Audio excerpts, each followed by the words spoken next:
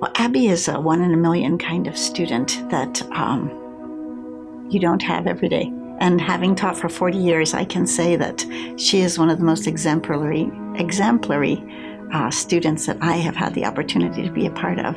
So my 3 trips in West Africa, I did a lot of humanitarian aid type stuff, things like water filters and grain distributions, and I would volunteer at pop-up clinics. And then this last summer I had the opportunity to go to Kenya for a couple weeks on the east coast of Africa and work out in a rural hospital there. So I would show up there most days and just help deliver babies, and a lot of times I'd look around and I would be the only one helping to deliver the baby. One of those times where I found myself pretty much on my own was there was a mom, wasn't making any noise, and she was crowning. I was like, oh, okay, there's no one else here. I could hear your voice, okay, this is what you do. These are the movements that are supposed to happen as the baby comes out. So I'm just kind of doing it, and it was not me. The baby just kind of slid out, but then there's another baby coming. And I was like, oh, it's twins. Okay. So as soon as the head had come out, the cord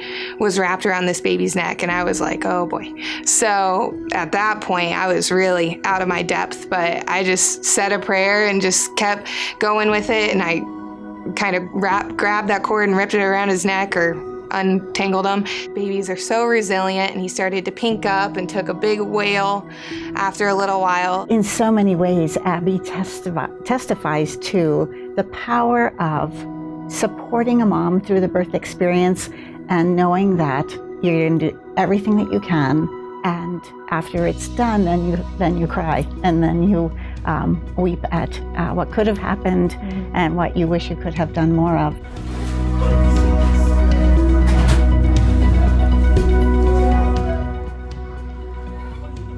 It can be hard and dangerous and exhausting mentally, physically, everything, but totally worth it. I think Abby has a good grasp of the fact that little changes can make a huge difference, and you have to celebrate those small victories. And it may not make the headlines because she is so humble, but I do believe she's going to make a huge impact in the world. I'm going to start crying. I know. She's so dear.